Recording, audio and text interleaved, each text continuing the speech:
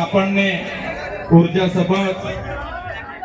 સભર પોતાનું વક્તવ્ય આપેલું છે એવા ગુજરાત પ્રદેશ આમ આદમી પાર્ટીના યુવા અધ્યક્ષ અને કોળી સમાજના આગેવાન એવા બિજરાજભાઈ, દાહોદ જિલ્લાના આગેવાન અને આમ આદમી પાર્ટીમાં પ્રદેશ સંગઠનની જેમની જવાબદારી છે એવા નરેશભાઈ બારિયા, આમ આદમી પાર્ટી દાહોદ જિલ્લાના પ્રમુખ એવા રાકેશભાઈ બારિયા, લોકસભાના ઇન્ચાર્જ એવા ભાણાભાઈ, સહ ઇન્ચાર્જ એવા હાર્દિકભાઈ, વિધાનસભા દાહોદના પ્રભારી એવા દિનેશભાઈ મુનિયાજી, ઝાલોદના પ્રભારી અનિલભાઈ ગરાસિયા, ફતેપુરાના પ્રભારી ડોક્ટર જિગીસાબેન પારગી, ગઢબારાના પ્રભારી શ્રી, લીમખેડાના પ્રભારી અને દેવગઢ બારેના પ્રભારી શ્રી એવા તમામ મંચસ્થ હોદ્દેદારો, પદાધિકારીઓ અને જેમણે આ વિસ્તારના કાર્યક્રમોમાં ખૂબ સારી આયોજન કર્યું છે એવા કૃષ્ણાભાઈ, દેવેન્દ્રભાઈ, મહીસાગર જિલ્લાના આમ આદમી પાર્ટીના પ્રમુખ એવા બાબુભાઈ અને આપણા જ દાહોદના તમામ પદાધિકારીઓ, ફંટાલ પ્રમુખો અને તમામ સાથી આગેવાનો, સાથે સાથે મારી સામે અહીં ઉપસ્થિત દાહોદના ખંતીલા વડીલો, સ્વાભિમાની માતાઓ અને સંઘર્ષશીલ મારા યુવાનો, અહીં આખો દિવસ આપણો કવરેજ થાય, આપણું અહીંનું માર્ગદર્શન પૂરી દુનિયામાં જાય, એના માટે ખડે પગે ઉભેલા તમામ મીડિયાના મિત્રો સાથે કાયદો અને વ્યવસ્થા જળવાય, આપણને બધાને સુચારું આયોજન સફળ થાય એના માટે સવારથી ઉભેલા પોલીસ અધિકારી મિત્રો અને આ જગ્યા આપણને જેમણે આપી છે એવા તમામ લોકો માટે એકવાર આપણે જોરદાર તાળીઓથી વધાવી લઈએ.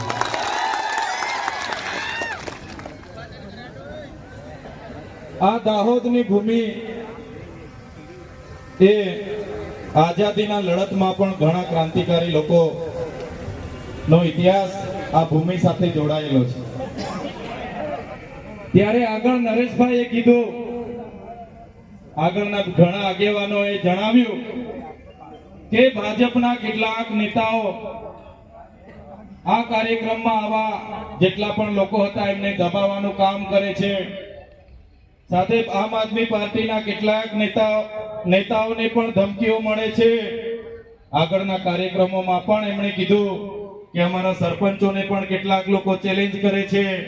ત્યાંના અમારા સરપંચ બંટીભાઈ, રાજેશભાઈ, ચેરમેન વિજયભાઈ એમને પણ અવારનવાર દબાવવાની વાત કરે છે. ત્યારે એવા ભાજપના ભ્રષ્ટ નેતાને કહેજો કે ચૈતર વસાવા દાહોદમાં આવેલા અને એવું કહી ગયા છે કે આ કોઈ આદિવાસી છે એટલે કે ગુલામ નથી, આ સ્વતંત્ર આદિવાસી છે. અને ચૈતર વસાવાએ કીધું છે કે ઓરિજિનલ આદિવાસી એટલે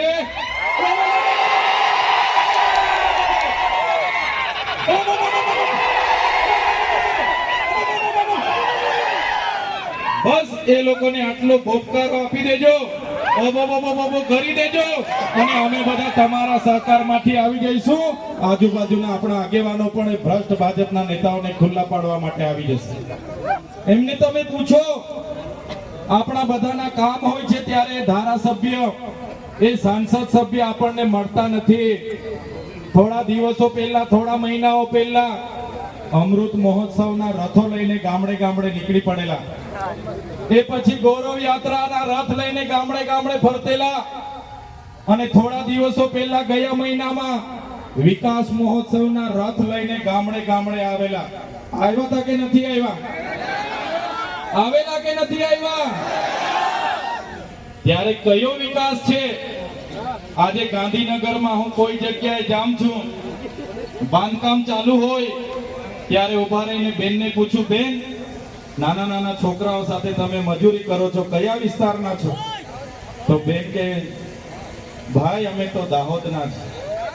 જ્યારે હું રસ્તા પરથી નીકળું, ડામર રોડનું કામ ચાલતું હોય, આરસીસી રોડનું કામ ચાલતું હોય અને બહેનો ત્યાં કામ કરતી હોય, કાળી મજૂરી કરતી હોય, ધગધગતા તાપમાં અમને થાય કે આ કાના છે આપણા વાળા જેવા લાગે છે, ગાડી ઊભી રાખો, આપણે પૂછી લઈએ અને ઊભા રહીને પૂછીએ કે બેન કાના છો, ક્યાંથી આવ્યા છો આ રોડનું કામ કરવા માટે? તો મને કહે ભાઈ અમે તો દાહોદથી છે.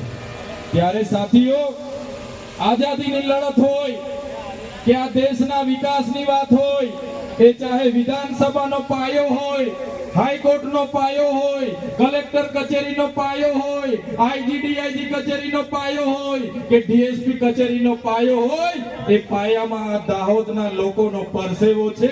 એટલે આ દાહોદના લોકોના પરસેવાથી બનેલી ઇમારતો છે. અમે ડેમમાં જ્યારે જમીનો જતી હતી, અમારા આદિવાસી સમાજે આખા ને આખા ગામડા ખાલી કર્યા છે. નેશનલ હાઈવે બને, આખા ને આખા ગામડા ખાલી કરાવ્યા છે. નહેરોમાં ખાલી કરાવ્યા, જીઆઈડીસીઓમાં ખાલી કરાવ્યા, જીએમડીસીઓ માટે ખાલી કરાવ્યા. અને આજે જ્યારે અમારો સમાજ હાથમાં પોટલા, હાથમાં છોકરા અને 2 ટકના રોટલા માટે આજે અમારે શહેરોમાં જવું પડે છે, ત્યારે ધારાસભ્યને શરમ નથી આવતી, એ સાંસદને શરમ નથી આવતી. કયા વિકાસની વાતો કરવા માટે રથો લઈને ફરે છે? 30 વર્ષથી તમારી સરકાર છે.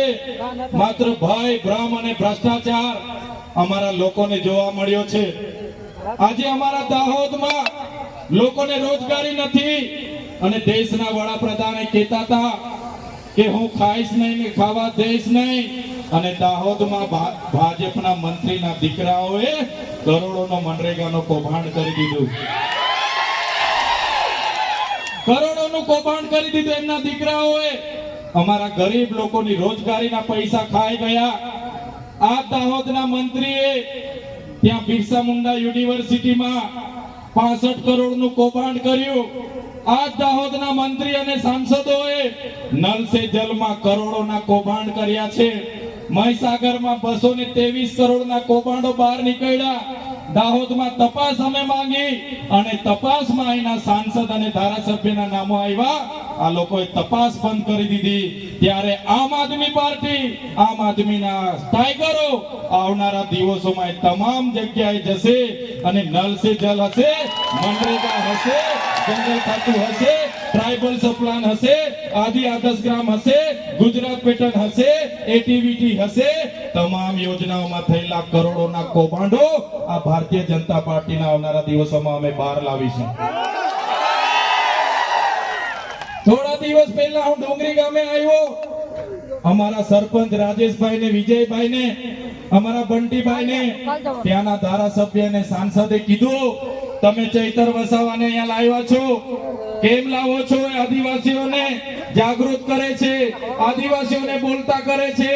આદિવાસીઓ જાગી જશે તો અમારી ખુરશી જતી રહેશે. અને પાછા એવું કહેવા માંગતા હતા અમે હજુ જિંદા છે, ટાઈગર અભી જિંદા હે, એવું સાંસદ કહેતા હતા. ત્યારે સાંસદ શ્રીને કહેવા માંગુ છું તમે તો સરઘસના ટાઈગર છો, તમે તો સરઘસના ટાઈગર છો. તમારી પાર્ટી જેટલી ચાવી મારે એટલો જ તમારો અવાજ નીકળે છે. અહીં બેઠેલા અમારા બધા ટાઈગરો જંગલના ટાઈગર છે, જંગલના ટાઈગર. જે દિવસે આમનો સામનો થઈ જશે, તે દિવસે અમારો ને તમારો આમનો સામનો થશે ને, તમને અમે છઠ્ઠીનું દોધિયા દેવડાવી દઈશું. તમે જોઈ લો, અમે આદિવાસી સમાજ ને ઓબીસી સમાજ, માઇનોરિટી સમાજ, એસટી સમાજ જે દેશમાં 90% વસ્તી ધરાવે છે એમના માટે લડીએ, એમનો અવાજ બનીએ. આ વિસ્તારમાં શિક્ષકોની ભરતી કરવા માટેની વાત કરીએ, શાળા બનાવવા માટેની વાત કરીએ, કૌભાંડો બહાર લાવવાની વાત કરીએ. એટલે આ ભૂપેન્દ્ર પટેલ, હર્ષ સંઘવીને ગમતું નથી. અમે જ્યારે મનરેગા કૌભાંડ માટે તપાસ માંગી, એમના મંત્રીના દીકરાઓને જેલ જવું પડ્યું. અને અમે જ્યારે આ વિસ્તારમાં 7-12 ના ખોટા નામો ચડાવી દીધા, બીજાના નામે જમીનો લઈ લીધી, એનું કૌભાંડ ઉજાગર કર્યું, ત્યારે આ ભૂપેન્દ્રભાઈ પટેલ અને હર્ષ સંઘવીને ગમ્યું નહીં. એમણે કીધું આદિવાસી ચૈતર વસાવા અમારી 30 વર્ષની સરકારને કેમ ચેલેન્જ કરી શકે? આ આદિવાસી યુવાન અમને વિધાનસભામાં સવાલ કઈ રીતના કરી શકે? આદિવાસીને ભેગા કઈ રીતના કરે? આદિવાસીની હક અધિકારની વાતો કેમ કરે? આદિવાસીઓની સ્વાભિમાનની વાતો કેમ કરે? એને જેલમાં નાખો. અને તમે જોયું હશે, મને એક વાર નથી અનેક વાર જેલમાં નાખવામાં આવ્યા.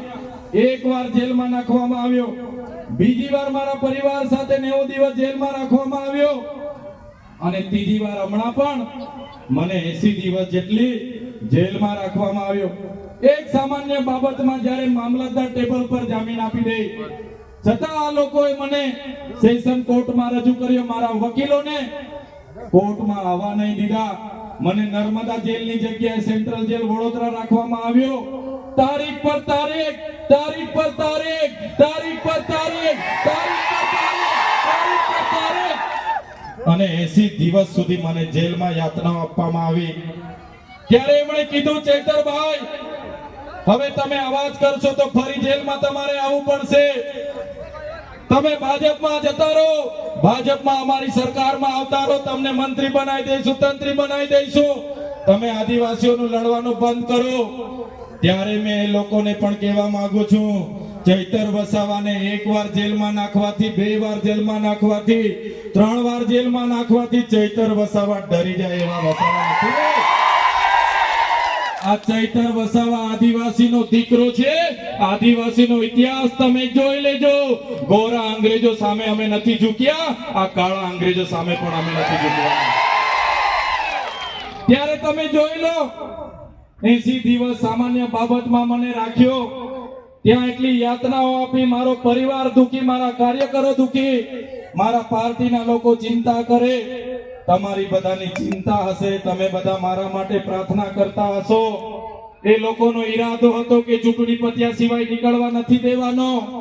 છતાં તમારી પ્રાર્થના, તમારી દુઆ, તમારી મનોકામના મારી બહેનોએ ઉપવાસ રાખ્યા હતા, વ્રત રાખ્યા હતા, અને માનતા રાખી હતી, અને ઉપરવાળાએ જોયું, અને 80 દિવસમાં તમારો દીકરો છૂટીને તમારી વચ્ચે આવીને આવ્યો. છૂટ્યા પછી પણ હું જ્યારે બહાર નીકળ્યો, અને મારા વકીલોએ, મારા પ્રદેશ પ્રમુખ ઈશુદાનભાઈ ગઢવીએ, ભીજરાજભાઈ મને મળીને કીધું, ચૈતરભાઈ, જેમ તેમ અમે જામીન કરાવીને લઈ આવ્યા છે તમારે, પણ તમને ડેડિયાપાડામાં પ્રવેશ બંધી છે. ડેડિયાપાડાની હદમાં તમે પગ મૂકો એટલે તમારે ફરી જેલમાં જવું પડશે. તમને ડેડિયાપાડામાંથી કાઢી દેવામાં આવ્યા છે. ત્યારે ઘણા આગેવાનોએ મને કીધું, તમે રાજપીપળા રેવ. ત્યારે હું રાજપીપળા રેવ, લોકોના કામ કરો. એટલે કેટલાક આઈપીએસ અધિકારી અને ભાજપના સાંસદોએ કીધું, હવે આ રાજપીપળા બેઠો બેઠો લોકોના કામ કરે છે, એને એવું કરો, આપણે આદિવાસી વિસ્તારમાંથી કાઢી નાખો. ત્યારે એવા નેતાઓને, એ પોલીસ અધિકારીઓને મેં કહેવા માંગુ છું, તમે મને ડેડિયાપાડાથી કાઢી નાખશો, નર્મદા જિલ્લામાંથી કાઢી નાખશો, આદિવાસી વિસ્તારોમાંથી કાઢી નાખશો, પણ આ ચૈતર વસાવા તો અમારા લોકોના દિલોમાં રહે છે. ત્યાંથી તમે ક્યારે કાઢી નથી શકવાના. હું જેલોમાં હતો ત્યારે આ વિસ્તારમાં, હવે તો મંત્રી નથી પણ મંત્રી હતા, એ મંત્રી અમારા ડેડિયાપાડામાં આવ્યા, રાજપીપળામાં આવ્યા, અને એણે જાહેર મંચ પરથી ભાષણ કર્યું કે તમારો ચૈતર વસાવો ગયો, એ હવે આવવાનો નથી, તમે બધા આવી જાઓ, અમારી સાથે જોડાઈ જાઓ. ચૈતર વસાવાનું પૂરું થઈ ગયું, હવે આમ આદમી પાર્ટી પૂરી થઈ ગઈ. ત્યારે એવા મંત્રીઓને, એવા સાંસદોને, એવા ધારાસભ્યને કહેવા માંગુ છું, तुमको क्या लगता था नहीं लौटेंगे, तुमको क्या लगता था नहीं लौटेंगे, गलत. जब तक तोड़ेंगे नहीं तब तक छोड़ेंगे नहीं. हमको क्या अंडू पंडू गंडू झंडू समझ के रखा है. ये चैतर वसावा है, चैतर वसावा. करारा जवाब मिलेगा, करारा जवाब. साथियों, हमारी टीम આ વિસ્તારમાં ભ્રષ્ટાચાર નાબૂદી થાય, શિક્ષણ થાય, રોજગારી મળે, એના માટેની આમ આદમી પાર્ટી આગળ વધી રહી છે.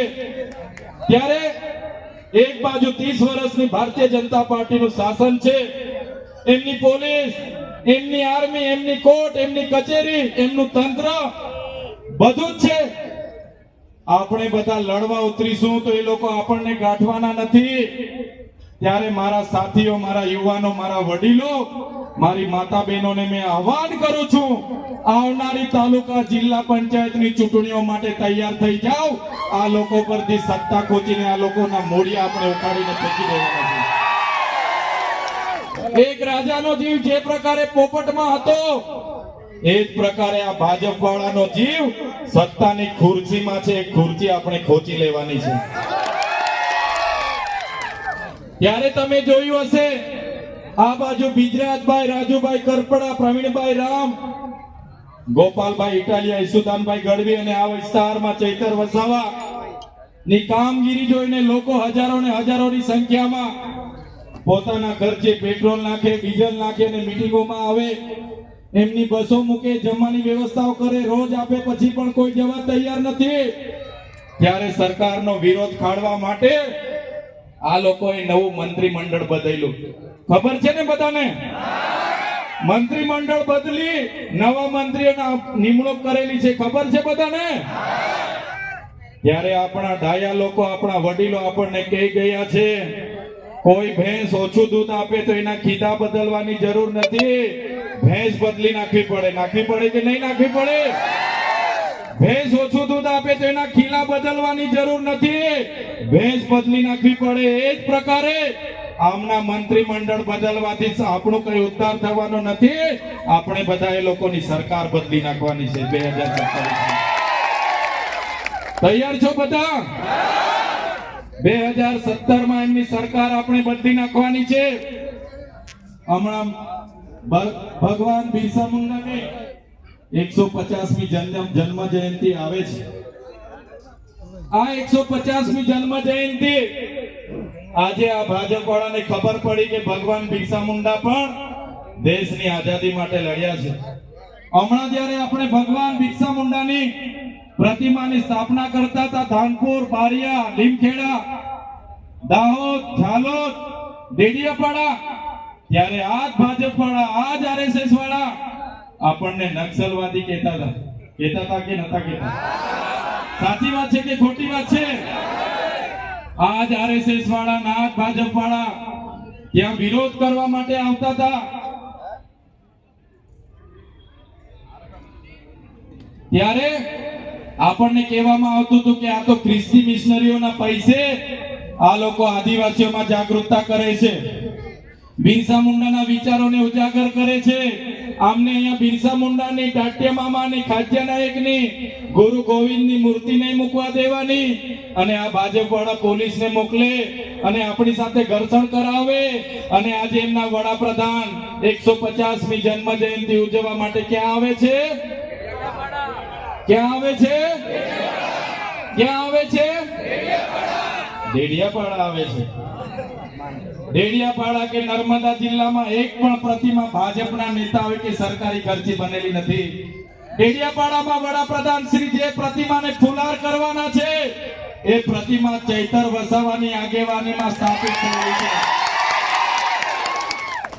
આજે એમના વડાપ્રધાનને રાષ્ટ્રીય કાર્યક્રમ માટે બિરસા મુંડાની પ્રતિમા કોઈ જગ્યાએ છે નથી, તો ક્યાં રાષ્ટ્રીય કાર્યક્રમ જાહેર કરે?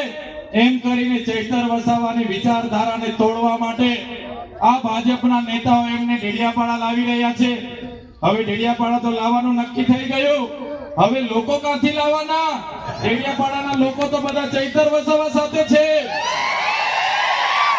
ત્યારે આ લોકોએ કાંઈક રચી નાખી અને નક્કી કર્યું, એમના મીડિયા વાળાઓને કીધું કે તમે ન્યૂઝ બનાવો કે ચૈતર વસાવા 15મી તારીખે મોદી સાહેબના હસ્તે ભાજપમાં જોડાવાના છે, અને બધા જ લોકોને ફોરવર્ડ કરો, એટલે લોકો જોવા માટે આવશે અને પબ્લિક થઈ જશે.